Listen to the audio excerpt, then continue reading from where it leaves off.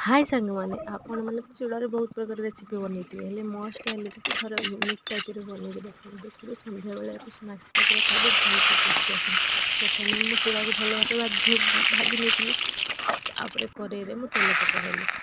ତେଲରେ ମୁଁ ଭୃଷଙ୍ଗ ପତ୍ର ଶୁଖିଲା ଲଙ୍କା ପିଆଜ ରସୁଣକୁ ସବୁ ପକାଇଦେଲି। ସେଗୁଡ଼ା ସବୁ ଟିକେ ଭାଜି ଆସିଲା ପରେ ମୁଁ ଟିକେ ଲୁଣ ପକାଇଲି କାହିଁକିନା ଟିକେ ଅଲଣା ଆସିଯିବ ତ ପିଆଜ ପଡ଼ିଲେ ସେଥିପାଇଁ ଟିକେ ଲୁଣ ପକାଇଦେଲି।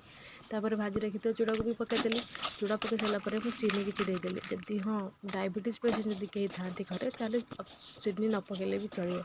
ତାପରେ ମୋ ପାଖରେ ମିକ୍ସଚର ଥିଲା ମୁଁ ମିକ୍ସଚର ପକାଇଦେଲି। ଆପଣଙ୍କ ପାଖରେ ଯଦି ବାଦାମ ଅଛି ତାହେଲେ ବାଦାମ ବି ନେଇପାରିବେ। ନଡ଼ିଆ ଯଦି ଥିବ ନଡ଼ିଆ ବି ନେଇପାରିବେ। ଯଦି ମୋର ଭିଡ଼ିଓଟି ଆପଣମାନଙ୍କୁ ଭଲ ଲାଗିଥିବ ତାପରେ ଯିବା ଆଗରୁ ମୋର ଭିଡ଼ିଓକୁ ଲାଇକ୍ ସବସ୍କ୍ରାଇବ୍ ସେୟାର ନିଶ୍ଚିତ ଭାବରେ କରିକି ଯିବେ। ଟାଟା ସାଙ୍ଗମାନେ।